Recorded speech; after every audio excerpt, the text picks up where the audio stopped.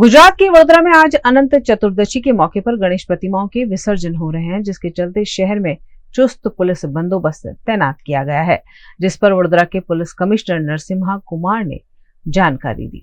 આજે શહેરના 8 જુદા જુદા વિસ્તારોમાં કૃત્રિમ તળાવોમાં વિસર્જન થનાર છે।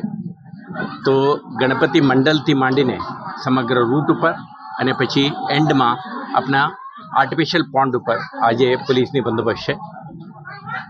પંડાલથી આપણા આયોજકો સાથે સંકલન કરીને એમના સંપૂર્ણ પેરાફેર્નાલિયા સાથે નીકળશે અને સમગ્ર માર્ગો ઉપર ફેસિલિટેટ કરવા માટે, સુરક્ષા જાળવવા માટે અને ક્રાઉડ મેનેજમેન્ટ માટે, ટ્રાફિક મેનેજમેન્ટ માટે તમામ પ્રોસેસ માટે ડેડિકેટેડ પોલીસ ટીમ તૈનાત છે।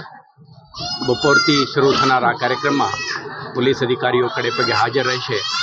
6500થી વધારે પોલીસ અધિકારીઓ, central paramilitary forces, state reserve police ફોર્સના અધિકારીઓ આ જવાબદારી નિભાવશે અને મને વિશ્વાસ છે કે આ એક એન્યુઅલ ઇવેન્ટ જે વડોદરા શહેર માટે અતિ મહત્વનું ઇવેન્ટ ગણાય, આ ઇવેન્ટને આપણે સફળતાપૂર્વક શાંતિપૂર્ણ માહોલમાં સંપન્ન કરાવીશું। એમ તો દર વર્ષે 5 આર્ટિફિશિયલ પોન્ડનું આયોજન થતું હતું।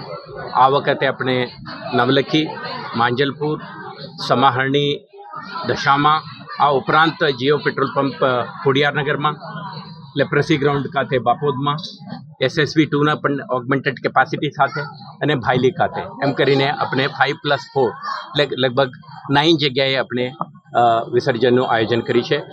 માંજલપુર, સમાહરણી અને SSV2ના કેપેસિટી પણ વધારી દીધી છે।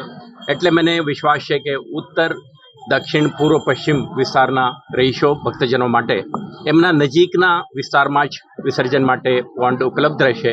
ડિસેન્ટ્રલાઇઝ્ડ અપ્રોચથી ઝડપથી આપણે કરી શકીશું। તો મને લાગે છે કે આ વર્ષે ગયા વર્ષ કરતાં પણ વહેલા તમામ પ્રક્રિયા સંપન્ન થઈ શકશે।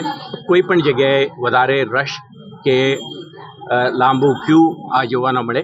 આપણે ફક્ત અપીલ છે કે લોકો શ્રદ્ધાથી આવે અને ક્યુમાં ઊભા રહે, પોતાના બારી આવે તો વિસર્જન કરે, પોતાના સુરક્ષાનું ખ્યાલ રાખે, નિર્ધારિત જગ્યાએ જ વિસર્જન કરે।